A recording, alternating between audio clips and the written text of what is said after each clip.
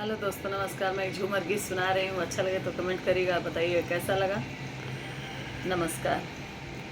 आ बहिन उमरिया हमारी बाली हो, अरे बाली हो, सैया जन खोल के वाड़ी। आ बहिन उमरिया हमारी बाली हो, सैया जन खोल के वाड़ी। मत खोल के वाड़ी राजा, मत खोल के वाड़ी। आ बहिन उमरिया हमारी बारी हो, राजा मत खोल के वाड़ी।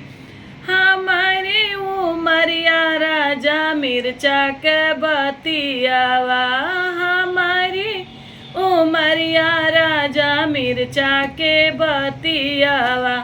मिर्चा के बतियावा राजा मिर्चा के बतियावा।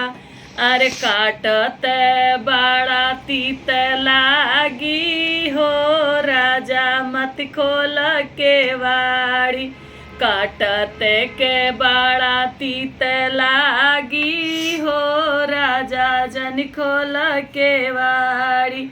आ बहिन उमरिया हमारी बाली हो, राजा जन खोल के वाड़ी। जन खोल के वाड़ी राजा, जन खोल के वाड़ी। आ बहिन उमरिया हमारी बाली हो, राजा जन खोल के वाड़ी। हमारो उमरिया राजा आम कटी कोरावा, हमारो उमरिया राजा आम कटी कोरावा। आम कटी कोरावा हो राजा, आम कटी कोरावा।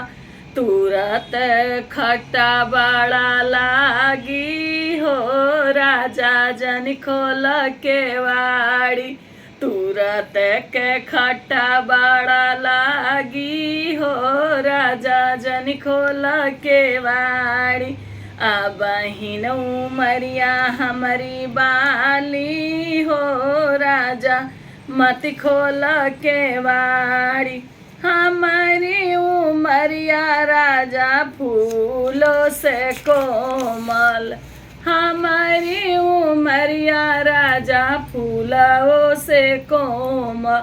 अरे छुअत जई है को मिलाई हो, राजा जन खोल के वाड़ी। छुअत जई है को मिलाई हो, राजा जन खोल के वाड़ी। आ बहिन उमरिया हमारी बाली हो, राजा जन खोल के वाड़ी। आ बहिन उमरिया हमारी बाली हो, राजा जन खोल के वाड़ी। आ बहिन कब बताई है राजा तू हरो जे पारी। आ बहिन त राजा अपने दिल के संभारी, दिल के संभारी हो, दिल के समझाई। कबहू तई है रौरी पारी हो, राजा जन खोल के वाड़ी। कबहू तई है तुहरी बारी हो, राजा जन खोल के वाड़ी। आ बहिन उमरिया हमारी बाली हो, राजा जन खोल के वाड़ी।